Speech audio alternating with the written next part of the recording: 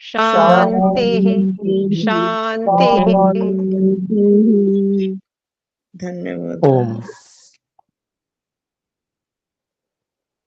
वैशेषिक दर्शन के नवम अध्याय के प्रथम आनिक को हम पढ़ चुके हैं और आज हम द्वितीय आहनिक आरंभ करने वाले हैं। इससे पहले हम में से जो भी कोई प्रश्न रखना चाहते हैं तो कृपया हस्तोत्थापन द्वारा सूचित करें।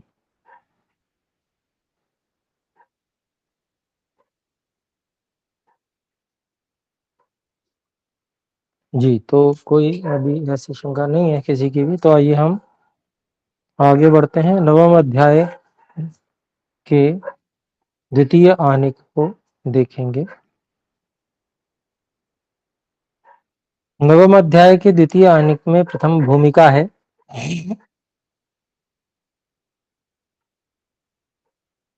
भूमिका हम देखते हैं द्वितीय आहनिकम की। प्रथम आहनिके बाह्यम आध्यात्मिकम चो भय विधम प्रत्यक्षिकम ज्ञानम परीक्षेदानीं लैंगिकम अनुमानिकम ज्ञानम परीक्षते। तो प्रथम आहनिक में पहले बाह्य और आध्यात्मिक दोनों प्रकार के प्रात्यक्षिक ज्ञान की परीक्षा करके अब लैंगिक अर्थात अनुमानिक ज्ञान की परीक्षा की जाती है। प्रथमम तत्स्वरूपम उच्यते, पहले उसका स्वरूप कहा जा रहा है। तो सूत्र है अस्येदम कार्यम कारणम संयोगी विरोधी समवायी च इति लैंगिकम। जैसे ये बात कही जाती है, ये इसका कार्य है, ये इसका कारण है, ये संयोगी है, ये विरोधी है, समवायी है, इस प्रकार का जो ज्ञान होता है और फिर ऐसी बात कही जाती है, तो ये जो ज्ञान है ये अनुमानिक ज्ञान कहलाता है।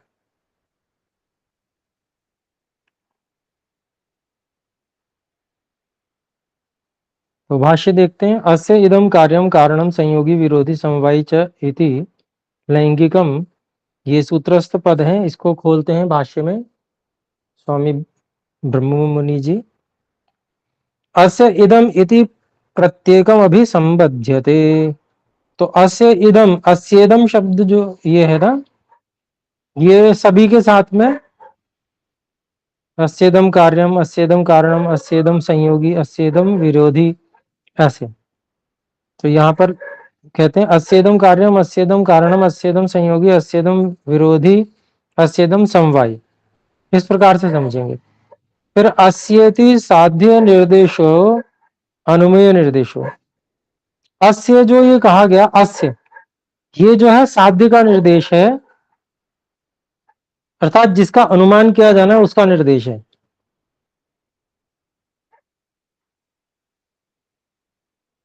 तो कार्य सामने है, प्रत्यक्ष है, तो अस्य इदम कार्यम, ये वाला कार्य जो है इसका है, तो जिसका है उसका उस अनुमेय की बात की जा रही है। लिंगी निर्देशो वा, एक ही बात है, या लिंगी के निर्देश,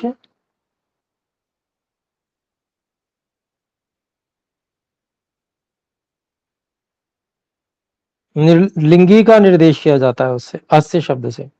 यहां पर इदमिति साधन निर्देशो अनुमापक निर्देशो लिंग निर्देशो वा।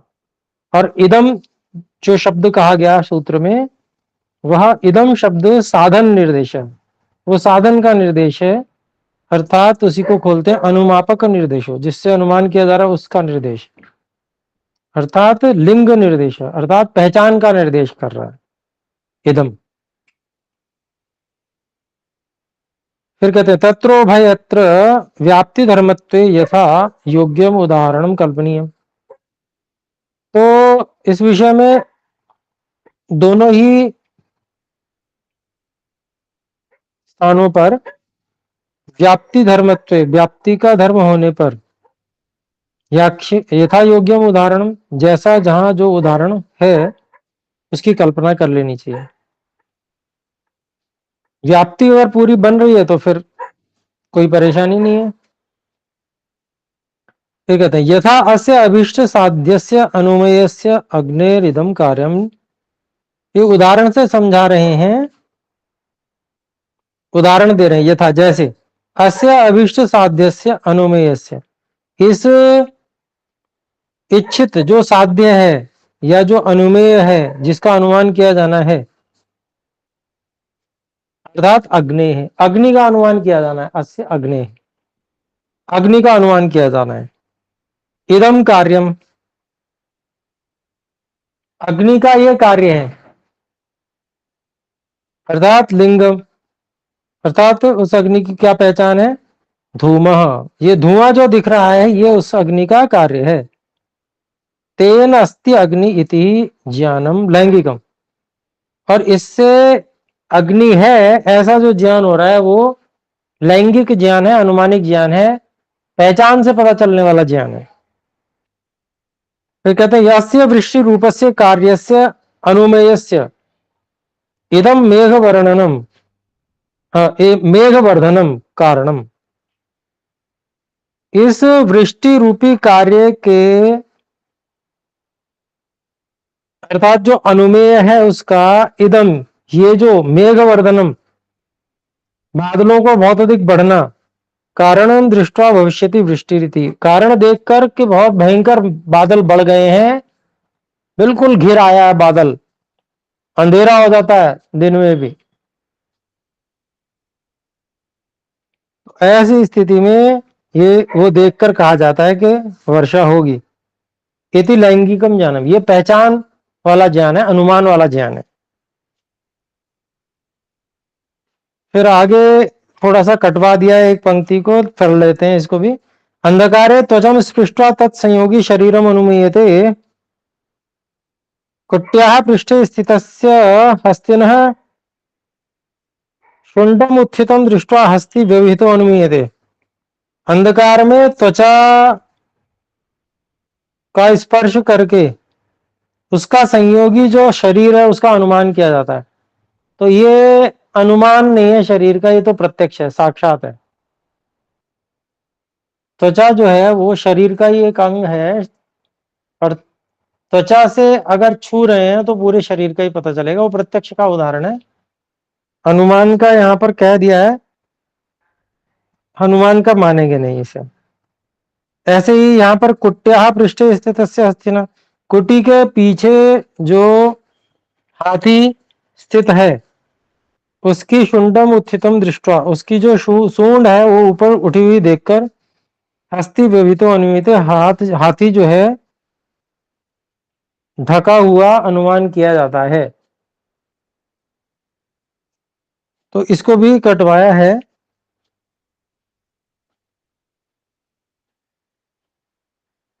संयोगी का जो उदाहरण है वो भिन्न लेंगे, जैसे कार और ड्राइवर। कार व्यवस्थित चल रही है, ड्राइवर दिख नहीं रहा है, फिर भी समझा जाएगा कि ड्राइवर कार में है। कार व्यवस्थित तभी चल पाएगी जब उसका ड्राइवर होगा।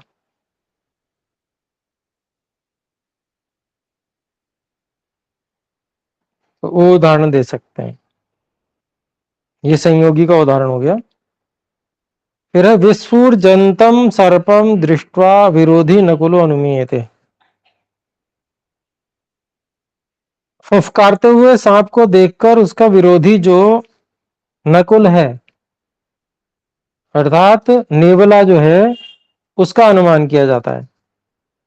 स्पर्शेन समवायी वायुर्नुमीयते, और स्पर्श से, स्पर्श की जो समवायी वायु है उसका अनुमान किया जाता है। तो यहाँ अनुमान में ग्रहण कर रहे हैं क्योंकि आंख से नहीं दिख रहा है, इसलिए प्रत्यक्ष की परिभाषा में आंख में से दिखना भी लिया गया है, इस कारण से ऐसा कह रहे हैं। अन्यथा अगर हम सभी इंद्रियों से प्रत्यक्ष ग्रहण समझेंगे तो फिर ये भी प्रत्यक्ष में आ जाएगा, लेकिन यहां पर मान लेते हैं। फिर कहते हैं रूपम दृष्टवा रूपवती तत्रैकार्थ समवायी स्पर्शो अनुमीयते। रूप देखकर रूप वाले के स्पर्श का अनुमान किया जाता है। क्योंकि वो एकार्थ समवायी है। एक ही वस्तु में रूप जिसमें रहेगा वहां स्पर्श जरूर रहेगा, तो वो एकार्थ समवायी हो गए। अनुमीयते स्पर्शेन अपि तत्र भवितव्यम एव इति, इसका मतलब रूप देख रहे हैं तो स्पर्श भी वहां जरूर होगा, ये कह रहे हैं स्पर्शेन अपि तत्र भवितव्यम एव, वहां स्पर्श भी जरूर होना चाहिए रूप दिख रहा है तो। इस प्रकार से सर्वम ज्ञानम लैंगिकम आनुमानिकम भवति, इस प्रकार से सभी जो ज्ञान है इस प्रकार के वो लैंगिक या आनुमानिक होते हैं।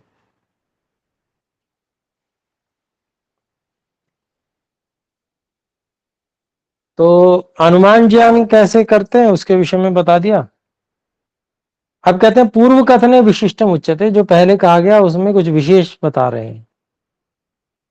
दूसरा सूत्र है अस्येदम कार्य कारण संबंधश्चावयवाद भवति,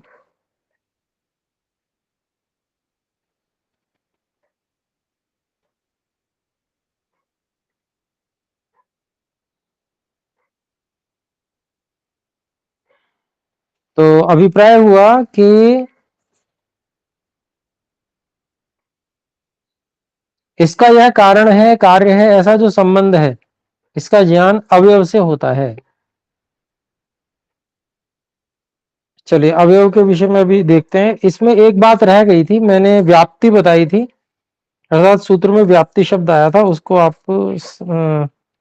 मुझे नहीं लगता कि समझ पाए होंगे, तो इसलिए मैं बता देता हूँ। कुछ नए भी हैं भाई बहन। तो देखिए जो व्याप्ति है तो कहते हैं ना तत्र उभयत्र व्याप्ति धर्मत्व यथा योग्यम उदाहरणम कल्पनीयम। तो व्याप्ति धर्म होने पर जैसा जो उदाहरण हो रहा है उसको उसकी कल्पना कर लेनी चाहिए। तो व्याप्ति क्या होती है, जैसे उदाहरण यहां पर दिया गया धुएं का और अग्नि का। तो अग्नि का अनुमान किया जा रहा है धुएं से, तो व्याप्ति यहां पर है जहां जहां धुआं होता है वहां अग्नि अवश्य होती है। धुआं क्योंकि अग्नि से ही उत्पन्न होता है, तो ये व्याप्ति हो गई। जहां जहां धुआं है वहां वहां अग्नि भी अवश्य है, चाहे दिख रही है या नहीं दिख रही। तो जहां हमने पहले इसको हर जगह जाके देखा, जहां भोजन पक रहा है वहां भी देखा, धुआं दिख रहा है, इसका मतलब वहां अग्नि देखी साथ में। ऐसी अन्यत्र जहां जहां संभावना है अग्नि की वहां वहां हम गए और वहां साथ में धुआं भी दिखा, तो हमको ये पता चल गया कि धुआं जहां दिख रहा है वहां पर अग्नि जरूर होगी। तो ये जो है व्याप्ति है। तो जो व्याप्ति है उसके अनुसार जो अनुमान है लिंग है उसकी परिपक्वता मानी जाती है। अगर व्याप्ति खंडित हो रही है व्याप्ति नहीं कही जाएगी, फिर वो व्याप्ति है नहीं।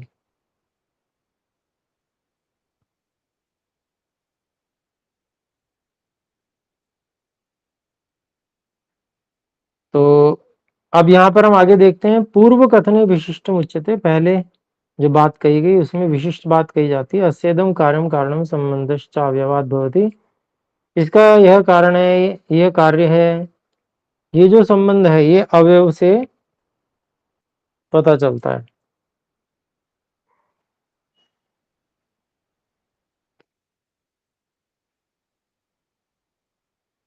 तो अवयव कितने हैं, तो तीन अवयव हैं। पहला पंचावयव, दूसरा एक देश और तीसरा उपादानत्व का एक भाग।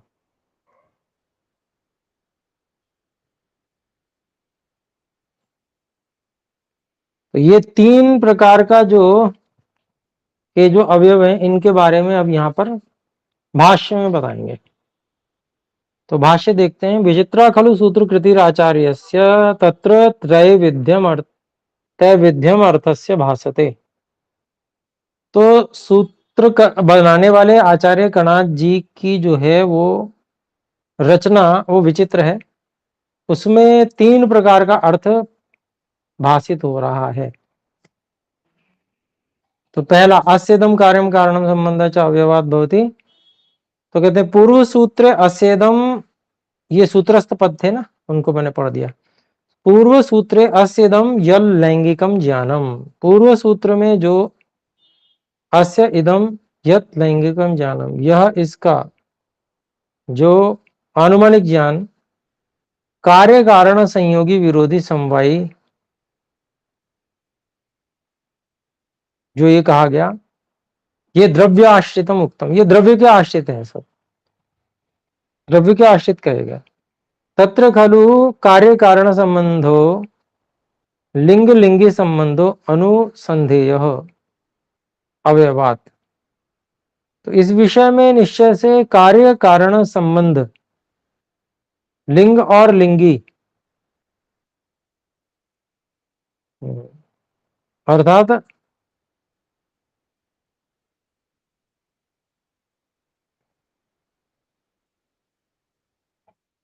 जो अनुमेय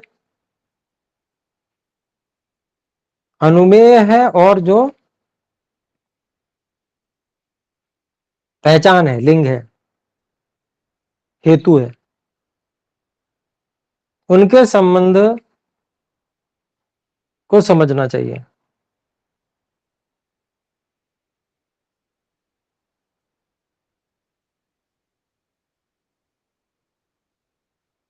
किससे समझना चाहिए? अवयवात, अवयव से समझना चाहिए। तंत्रांतर प्रसिद्धात पंच अवयव गणात, जो दूसरे तंत्र, जो इसी का समान शास्त्र है न्याय दर्शन, उसमें प्रसिद्ध होने से जो पंचावयव गण हैं, कौन कौन से हैं तो उसको गिना दिया। प्रतिज्ञा हेतु उदाहरणोपनय निगमन रूपात भवति, अर्थात पंचावयव से ये पता चलता है